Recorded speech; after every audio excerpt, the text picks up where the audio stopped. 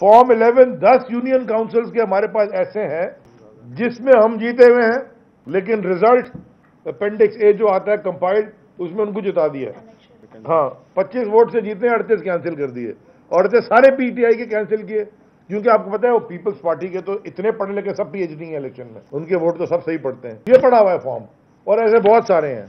तो ये तमाशा करके अगर ये हो तो 80 उसी यूनियन काउंसिल तो ये हो गई, और अभी और आ रहे हैं रिजल्ट हमारे पास। मैंने इसलिए उसी दिन इलेक्शन के अगले दिन जब प्रेस कॉन्फ्रेंस की थी, मैंने कहा था मैं इस इलेक्शन के मैं रिजेक्ट करता हूं, ये कोई इलेक्शन नहीं था। बाकी मीडिया की आंख ने जो दिखा दिया है सारा, और मैं कहता गया कि मीडिया की आंख, कैमरा तो नहीं झूठ बोलता जब तक डीप फेक ना हो, लेकिन आप लोग तो डीप फेक नहीं चलाएंगे टीवी के ऊपर।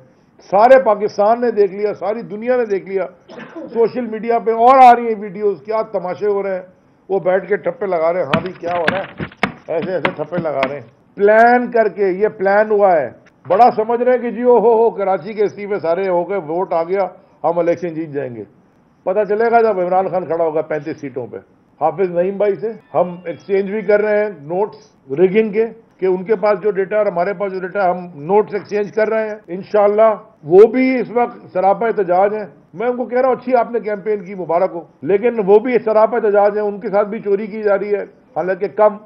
हमारे साथ तो पूरा ही पूरा चोरी कर रहे हैं ना, मैंने हमारा तो डाका डाल रहे हैं, वहां तो छोटी चोरी कर रहे हैं उनके साथ। तो इंशाल्लाह आपको कोई अच्छी खबर मिलेगी।